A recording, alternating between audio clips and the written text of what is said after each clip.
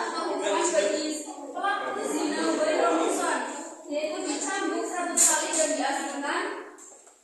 diasingkannya itu jarak diasingkannya itu dari daerahnya sendiri yaitu kurang lebih 90 km.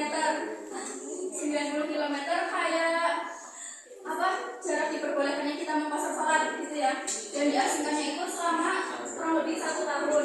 Nah, untuk dicambuk ini kriterianya adalah tidak boleh melebihi batas. Artinya seseorang pelaku zina berrumusan ini dicambuk 100 kali, tapi kalau misalnya belum sampai 100 kali udah kayak mau meninggal gitu, berarti bisa dihentikan aja dicambuknya dan dilanjutkan diasingkan ke daerah yang lain. Kemudian selanjutnya ada diskusi. Ini akan dibagi menjadi 3 kelompok. Di sini Ibu memiliki beberapa kasus. Ini kelompok 1, ini kelompok 2, ini kelompok 3. Jadi nanti bisa didiskusikan. Di situ ada studi kasus, kemudian ada pertanyaan. Kalian bisa menjawab pertanyaannya dengan kelompoknya, kemudian nanti bisa dipresentasikan di depan.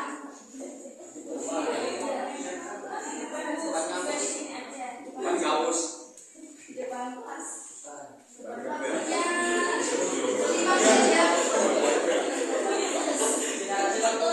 Waktunya sudah selesai, bisa dimulai presentasinya dari kelompok berapa? 2. Oke, boleh Mbak Liana. Ya, tadi berdiri.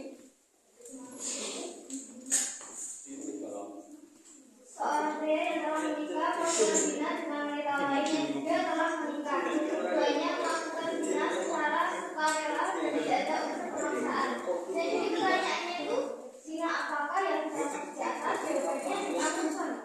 Yang kedua, apa hukum atau hal yang berlaku untuk pria dan wanita ini? Hukumannya untuk zina berlaku bagi pria dan wanita yang melakukan zina yaitu dirajam atau dilempari batu dengan batu yang sedang hingga mati.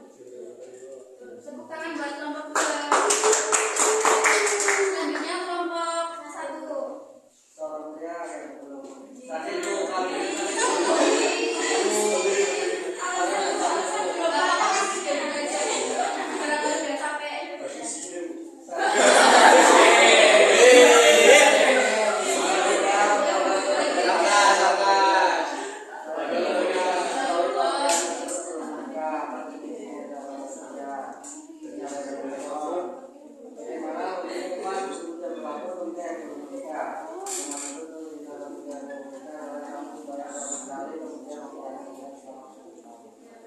Tangan buat kelompok 1.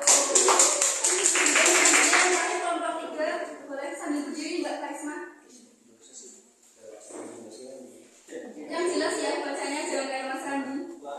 Soalnya dia kasusnya kasus ketiga itu seorang wanita yang telah menikah melakukan zina dengan pria lain karena dipaksa oleh suaminya sendiri yang ingin mendapatkan harta warisan dari keluarga wanita tersebut. Wanita tersebut kemudian melapor ke pengadilan syariah dan meminta perlindungan.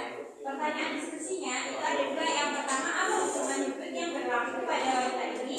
Yang kedua, bagaimana cara menentukan hukuman hidup untuk zina dalam kasus ini? Jawabannya dari kelompok 3 itu yang pertama, hukuman hidup untuk zina tidak berlaku bagi wanita ini karena ia dipaksa.